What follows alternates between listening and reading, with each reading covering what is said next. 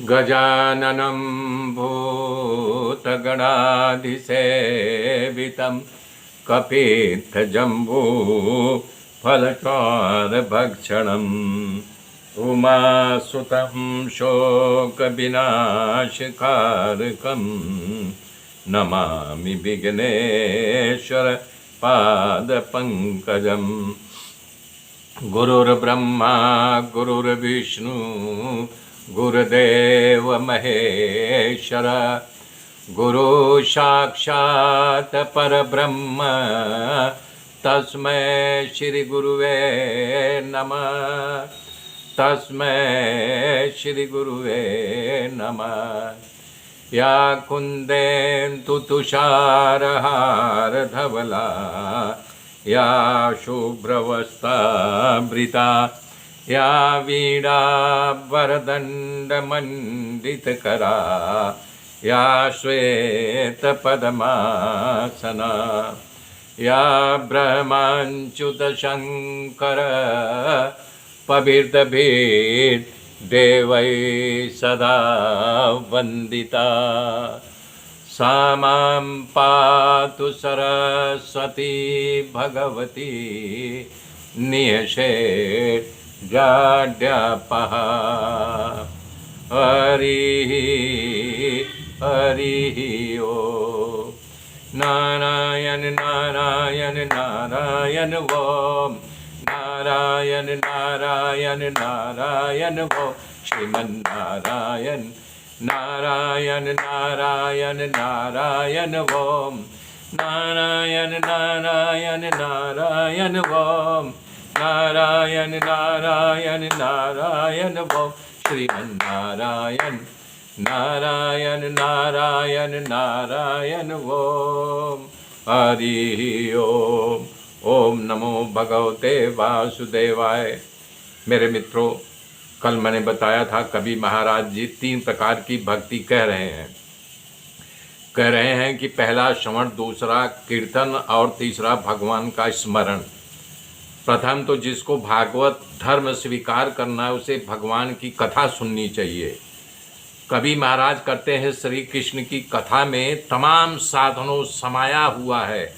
भगवान को दिव्य जन्मों तथा उनके दिव्य कर्मों की कथा का श्रवण करना चाहिए। भगवान के पराक्रम अनंत हैं। उन्होंने अनेक लीलाओं को किया है। अपने मुख से गाना चाहिए, कीर्तन करना चाहिए। बहुत से लोग गाने की इच्छा होती है पर शर्माते हैं कि मैं बेसुरा हूँ, मैं गा नहीं पाऊँगा।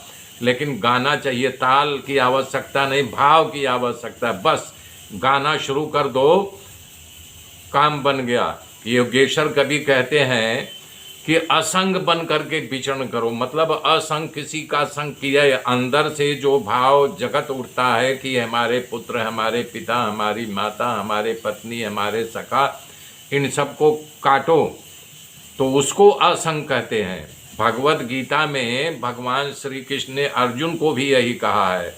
अनिकेत, अनिकेत भगवान को खूब प्यारा होता है। अनिकेत मतलब होता है घर द्वार बिना का, पर यहाँ ये अर्थ नहीं है। श्री कृष्ण कहते हैं जिसका मन संसार के विषयों से उठ गया है, उसका मन केवल और केवल, केवल और केवल हमारे में तिरोहित रहता है, हमारे में लगा हुआ रहता है, वही अनिकेत कहलाता है।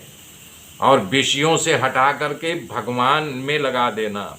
हे निमि राजा, जो व्यक्ति ऐसा नियम करे तो भगवान के चरणों में अनुराग बढ़ता है, उसका चित्र द्रवित हो जाता है और उसकी दशा में परिवर्तन आता है। परिणाम वो स्वभाव में मस्ती वाला बन जाता है। हमेशा मेरी कीर्तन करता है, भजन करता है, भगवान के सतत गाता रहता है गुणों को। कभी तो परमात्मा का ऐसे यानी कि अनुरागी भक्ति अपने प्रीतम को रिझाने के लिए उसके सामने नाचने भी लगते हैं। समग्र संसार उनके लिए भगवानमय बन जाता है। तब उनको अपना पराया कुछ दिखाई नहीं देता है। सब प्रियतम परमात्मा का दर्शन करते हुए, सभी को प्रणाम करते हुए, जड़ चेतन में उसमें कोई भेद नहीं दिखाई देता। हे राजन, कोई आदमी भोजन करने बैठा हो तो पहला निवाला मुख में रखते ही उसे तुष्टि और पुष्टि सुधा निवित्री का अनुभव एक साथ होता है।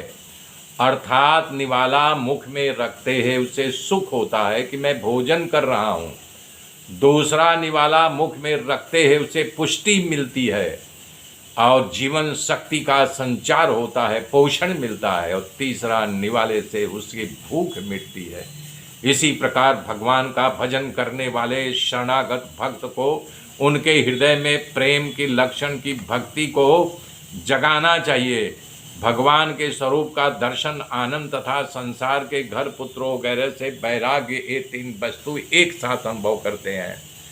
भगवान का भजन करके ज्ञान, भक्ति और वैराग्य ये तीनों प्राप्त हुआ है, उसी का नाम परम भागवत है। कह रहे हैं कि जिसको वैराग्य प्राप्त हुआ वही भागवत है।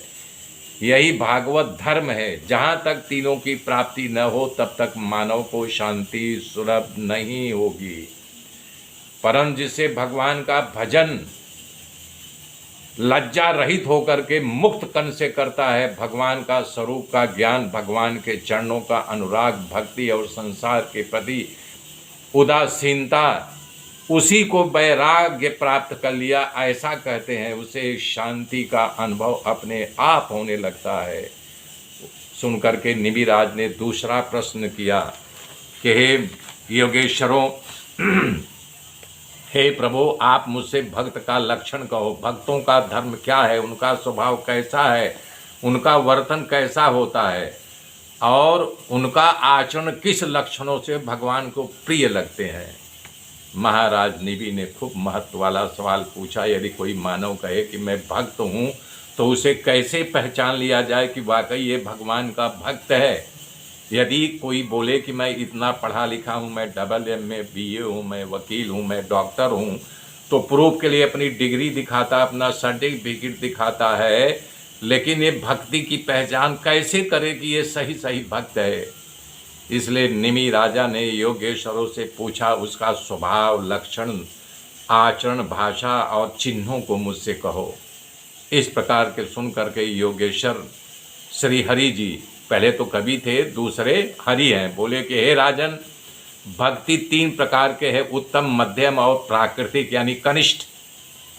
तो बोल रहे हैं कि हे राजा, जो भक्त सर्वभूतों में भगवान का दर्शन करे, यानी पूरे संसार में भगवान का दर्शन करे, ये नहीं मूर्ति रख दो तो भगवान दिखाई दे रहे हैं, समस्त प्राणियों में सर्वसत्ताधीश तथा व्यापक रूप से रहे हैं, कहीं ज़्यादा कहीं कम ऐसा नहीं, समान रूप से सब में भासते हैं। बता रहे हैं कि संपूर्ण जगत को सत्ताधीश भगवान की स्थिति है। ऐसा अनुभव करने वाला जिसको सर्वत्र भगवान का दर्शन होता है, भगवान के मूर्ति की पूजा जरूर करे, पर वो मूर्ति व्यापक रूप से सर्वत्र दिखाई दे। हर एक के हृदय में मेरा परमात्मा विराजमान है, ऐसी मात्र जानकारी अनुभव करके आचरण करने वाला उत्तम भक्त होता है, अथारा वह परम भागवत होता है। आगे कह रहे हैं कि हे राजन, जो भक्त भगवान के साथ प्रेम करे और पूजा करे, उसको प्रणाम करे, प्रार्थना स्तुति सब कुछ करे और भगवान के प्रिय भक्तों का संग करे, उसके सानिध्य में रहे और भगवान के साथ उसकी खूब आत्मीयता हो, जो दीनहीन मानव के प्रति करुणा करने वाला हो, कोई अज्ञानी जीव है उस पर कृपा करे, उससे कभी भी द्वेष न करे। पर भगवान के द्वेष करने वाला अपने शत्रुओं की उपेक्षा करता है, उसे भगवान से द्वेष करने वाला और खुद के बैर भाव की अच्छा नहीं लगता, इसलिए वे उससे द्वेष कर बैठता है, तो मध्यम भागवत है। जो भक्त केवल भगवान की मूर्ति की ही पूजा करता है, दूसरी भी उसके श्रद्धा नहीं होती, केवल मूर्ति की ही भगवान मान लेता है, उनको प्रणाम करता है, उन्हीं का पूजन करता है, भगवान की प्रतिमा में है ईश्वर का दर्शन होता है, बाकी किसी के साथ प्रेम नहीं करते और भगवान के भक्त की भी उपेक्षा करते हैं। मान लो कोई भगवान का भक्त आ गया तो बोलेंगे ये ढोंगी है, जबकि सही सही भगवान का भक्त है, उसके आचरण में वो देखने के लिए अपने आचरण को फिट कर देंगे, बोले तो ढोंगी है, धतूरा है, तो श्रद्धा नहीं होती। विष्णु की विभूतियों में भी उनका विश्वास और प्रेम नहीं होता, वो साधारण कक्षा के कनिष्ठ भक्त हैं, मतलब उनकी भक्ति कभी पराकाष्ठा पर नहीं आया है। करे हे राजन, जो व्यक्ति संसार के पदार्थों से मिल जाने पर उसे भोग लेता है और न मिलने पर दुखी नहीं होता है, उसकी आकांक्षा और आशा भी नहीं करता है, हर्षित भी नहीं होता है, दुखी भी नहीं होता है, शोक भी नहीं करता है। इस प्रकार से मेरे मित्रों, आगे की गाथा मैं कल जोड़ूंगा। तब तक के लिए जय श्री राम, जय श्री राम।